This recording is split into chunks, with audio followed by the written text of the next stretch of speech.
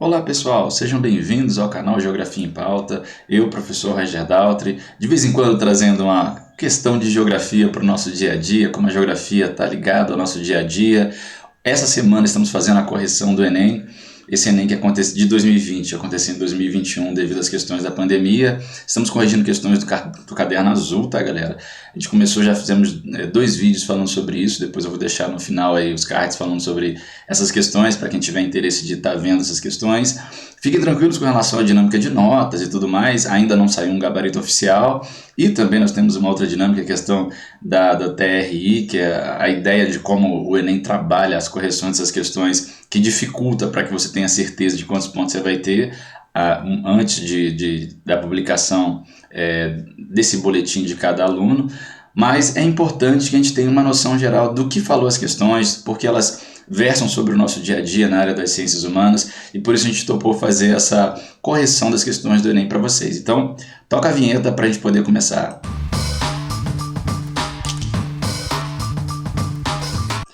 Basicamente, galera, nós estamos trazendo aqui as questões que são mais dinâmicas dentro da área de ciências humanas, dentro da área de geografia. São muitas questões, são 45 questões de ciências humanas, mas nem todas são de geografia. A gente vai trazer para vocês correções acerca dessas questões que envolvem geografia. Hoje trazemos uma questão que envolve a dinâmica do campo, né? O campo foi muito presente nessa prova, até porque o campo ele tem relações diretas com o nosso dia a dia, mesmo a gente vivendo na cidade. Não só pela questão da alimentação direta, como também pela importação, pela exportação, pelo saldo da balança comercial brasileira, pelas dinâmicas que a gente tem no campo e que diretamente nos afetam no dia a dia das cidades. E por isso o Enem ele tenta vislumbrar na área de ciências humanas, mostrar ou extrair, melhor dizendo, do aluno aquilo que o aluno compreende com relação a essas dinâmicas do campo, se ele tem noção, enquanto cidadão brasileiro, de como funcionam essas dinâmicas do campo no nosso dia a dia. Então tá aí a questão, vamos ler a questão para a gente poder verificar do que ela trata, né? A propriedade compreende seu conteúdo e alcance, além do tradicional direito de uso, gozo e disposição por parte do seu titular.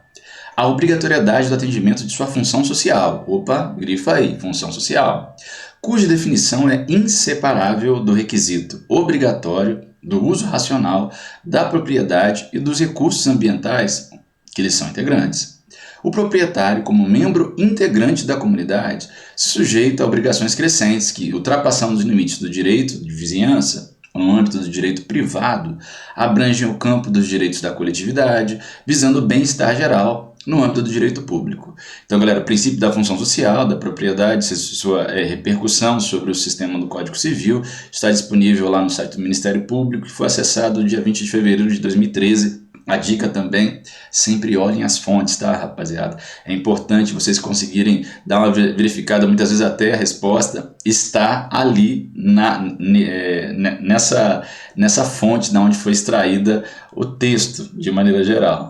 Quando a gente pensa em função social, quando a gente pensa nas questões que envolvem a dinâmica agrária, nós temos muitas relações importantes e complexas no nosso dia a dia, historicamente construídas e que precisam de uma atenção especial do aluno. Dentro dessa perspectiva, vamos lá. Os movimentos em prol da reforma agrária, que atuam com base no conceito de direito à propriedade, apresentada no texto, propõem-se ao quê? Então, precisamos, gente, é fundamental compreender o que se fala, tá? Mesmo que às vezes a pessoa saiba o conteúdo, ela tenha noção, às vezes ela erra porque ela não consegue interpretar o que está se perguntando. Então é fundamental entender, está falando ali dos movimentos sociais que buscam a reforma agrária. Vamos citar um movimento social que busca a reforma agrária? Movimento dos Trabalhadores Rurais Sem Terra, conhecidos como MST, aqui no Brasil, muito atuante, com várias pessoas que são críticas, outros defensores. A gente não vai entrar nessa dinâmica hoje, porque a gente quer fazer um vídeo um pouco mais rápido.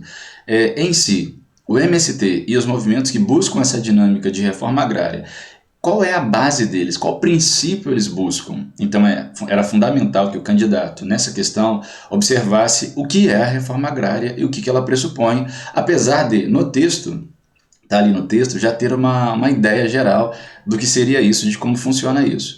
Então, as alternativas eram reverter o processo de privatização fundiária, ou seja, voltar atrás no sentido de venda de terra, de comercialização de terras, ressaltar a inviabilidade da produção latifundiária.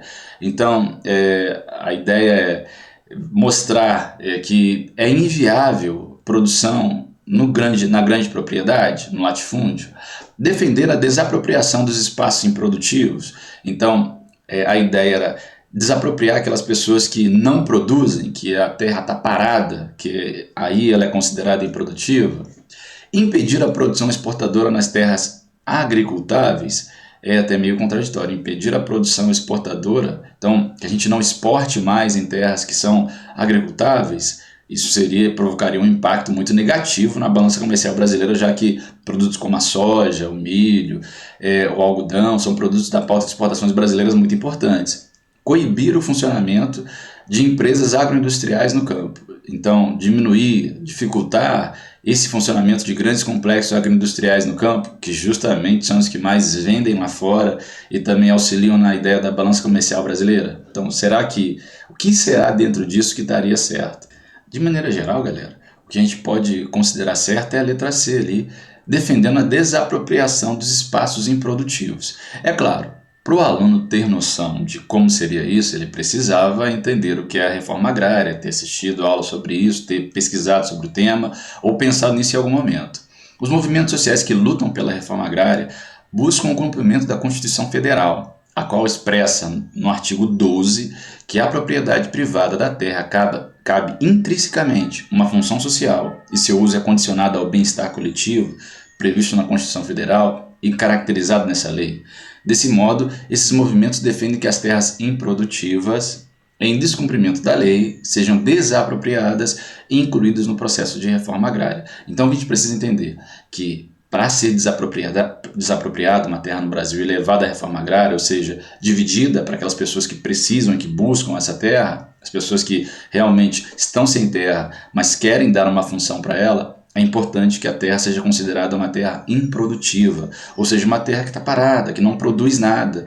É uma terra que não está cumprindo a sua função social, que é abastecer o povo, que é alimentar o povo, ou mesmo o indivíduo que dela depende. Então toda terra que está ali parada, sem essa função social, que está ali sem ser utilizada para alguma função que atenda à coletividade, ou mesmo à individualidade daquela pessoa, ela perde a sua função social. E terras paradas, terras improdutivas, terras sem função social, são, por lei, deveriam ser, pelo menos, levadas à reforma agrária. É claro que a gente sabe que, infelizmente, devido a vários fatores, inclusive os fatores econômicos, nem sempre isso acontece. Mas é o que deveria acontecer e é o que está perguntando essa questão. A gente tem vídeo falando aqui sobre reforma agrária, tem podcast falando sobre reforma agrária. Até convido vocês a assistirem sobre isso, a verem alguma coisa nesse sentido, para poder compreender como funciona essa dinâmica. Muita gente fala sobre reforma agrária sem ter noção de como isso funciona, sem ter noção do porquê que ela é um fundamento importante para uma sociedade que quer se desenvolver, já que ela pressupõe o combate à desigualdade social e aos problemas sociais, e numa sociedade marcada pelos problemas que a gente vê no Brasil, pelas desigualdades que a gente encontra na nossa sociedade, dinâmicas sociais que promovam o bem da coletividade devem e precisam ser levadas em consideração, tá bom, galera? Então, daqui a pouco a gente volta com outro tema importante do nosso dia a dia de geografia. Faço aqui o convite para você que gosta de conteúdo de geografia, que quer conhecer um pouco mais sobre esse mundo, se inscreve no canal, ative o sininho, compartilha, pode deixar comentários que a gente está aí para poder te ouvir e para poder tentar te auxiliar nesse processo de ensino e aprendizagem. Eu agradeço a paciência e a audiência de vocês e até a próxima. Eu fui!